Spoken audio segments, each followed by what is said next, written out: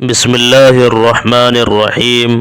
محترم ناظرین، شب قدر کی یہ مبارک اور نہایت مقدس راتیں اللہ تعالیٰ کی طرف سے عطا کردہ وہ قیمتی لمحات ہے جن میں بندہ اپنے رب کے حضور جھک کر بے شمار رحمتوں اور برکتوں کا مستحق بن سکتا ہے۔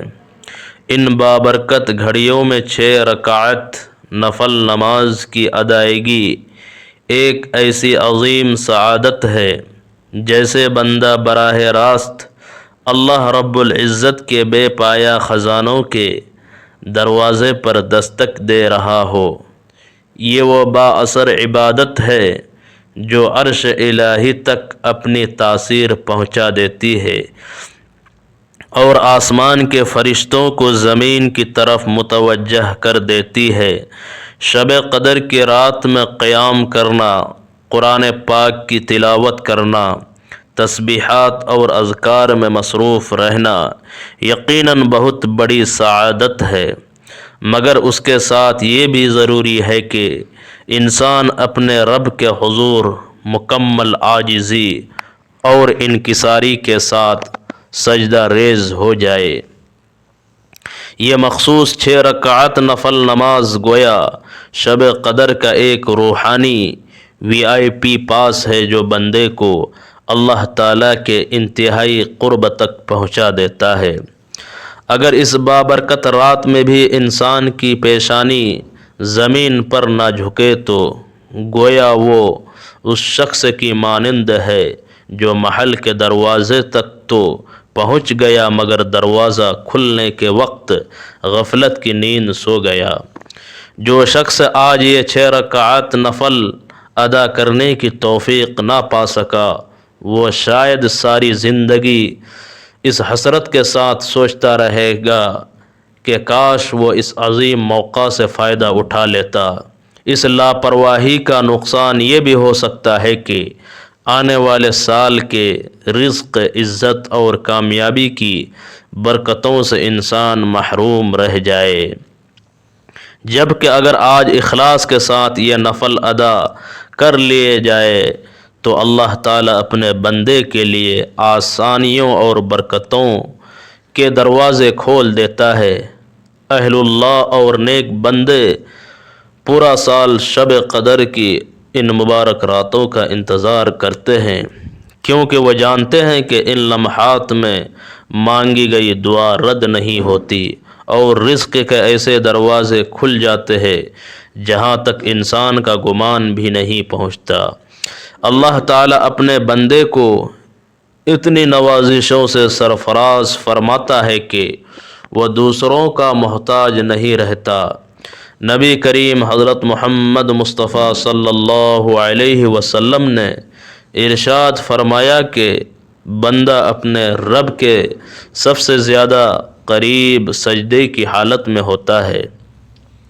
بزرگان دین کا تجربہ ہے کہ جو شخص شب قدر میں اخلاص اور سچی نیت کے ساتھ یہ 6 رکعت نفل ادا کرتا ہے، اللہ تعالیٰ اس کے کاروبار اور روزگار میں ایسی برکت عطا فرماتا ہے کہ وہ خود حیران رہ جاتا ہے۔ اگر کوئی شخص بیماری، پریشانی یا معاشرتی بے قدری کا شکار ہو تو وہ بھی اس بابرکت رات میں یہ نفل ادا کر کے اللہ تعالیٰ سے دعا کرے، اللہ تعالیٰ اسے شفا، عزت اور کامیابی عطا فرما سکتا ہے۔ تاریخ میں ایسے واقعات بھی ملتے ہیں کہ ایک شخص شدید قرض میں مبتلا تھا۔ اس نے شب قدر کی رات اخلاص کے ساتھ عبادت کی اور اللہ تعالیٰ سے دعا کی تو کچھ ہی عرصے میں اس کی حالت بدل گئی اور اللہ تعالیٰ نے اسے فراخی عطا فرما دی۔ جو شخص اس قیمتی موقع کو ضائع کر دیتا ہے وہ حقیقت میں بڑی محرومی کا شکار ہوتا ہے۔ شب قدر کی یہ راتیں رمضان المبارک کے آخری عشرے کی طاق راتوں یعنی 21ویں، 23ویں، 25ویں، 27ویں اور 29ویں راتوں میں تلاش کی جاتی ہے۔ رسول اللہ صلی اللہ علیہ وسلم بھی انہی راتوں میں بڑی رغبت کے ساتھ شب قدر کی تلاش فرمایا کرتے تھے۔ ذرا تصور کرے کہ گویا ایک عظیم خزانہ آپ کے سامنے ہے اور اس تک پہنچنے کی کنجی عبادت اور نفل نماز ہے۔ اگر انسان اس موقع پر بھی غفلت اختیار کرے تو یہ واقعی بہت بڑی محرومی ہے۔ شب قدر وہ رات ہے جس میں اللہ تعالیٰ نے اسے 1000 مہینوں سے بہتر قرار دیا ہے، یعنی اس رات کی عبادت 83 برس اور 4 ماہ کی عبادت سے بھی زیادہ فضیلت رکھتی ہے۔ قرآن مجید میں ارشاد ہے کہ لیلۃ القدر خیر من 1000 شہر۔ رسول اللہ صلی اللہ علیہ وسلم نے بھی فرمایا کہ جو شخص اس رات کی برکتوں سے محروم رہ گیا وہ بہت بڑی بھلائی سے محروم رہ گیا۔ اسی رات فرشتے زمین پر نازل ہوتے ہیں اور حضرت جبرائیل علیہ السلام بھی اپنے رب کے حکم سے اترتے ہیں اور ہر دعا کرنے والے کے لیے دعا کرتے ہیں۔ روایت میں آتا ہے کہ اس رات میں بعض لوگوں کی مغفرت نہیں ہوتی، جیسے شراب کا عادی، والدین کا نافرمان، رشتہ توڑنے والا اور دل میں کینہ رکھنے والا۔ اس لیے ضروری ہے کہ انسان توبہ کرے، دل کو صاف کرے اور اخلاص کے ساتھ عبادت کرے۔ اب اس مبارک عمل کا طریقہ بھی سن لیجئے۔ عشاء یا تراویح کے بعد سحری سے پہلے کسی بھی وقت یہ عمل کیا جا سکتا ہے۔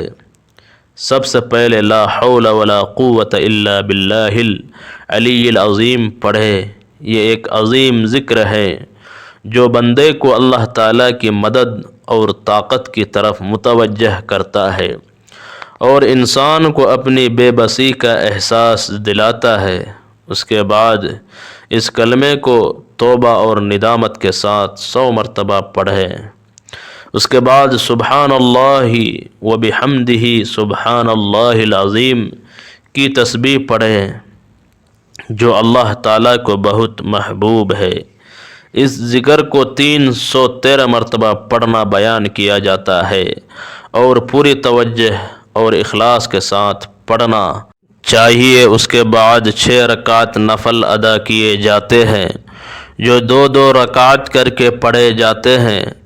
پہلے 2 رکعت نفل صلاۃ الحاجت کی نیت سے پڑھیں۔ پہلی رکعت میں سورہ فاتحہ کے بعد 3 مرتبہ سورہ اخلاص اور دوسری رکعت میں 3 مرتبہ سورہ قدر پڑھیں اور رکوع اور سجدے میں خوب عاجزی اختیار کریں۔ سلام کے بعد 11 مرتبہ یا ذوالجلال والاکرام پڑھیں۔ پھر 2 رکعت نفل عمر درازی کی نیت سے پڑھیں۔ پہلی رکعت میں سورہ فاتحہ کے بعد 10 مرتبہ سورہ اخلاص اور دوسری رکعت میں 11 مرتبہ سورہ اخلاص پڑھیں۔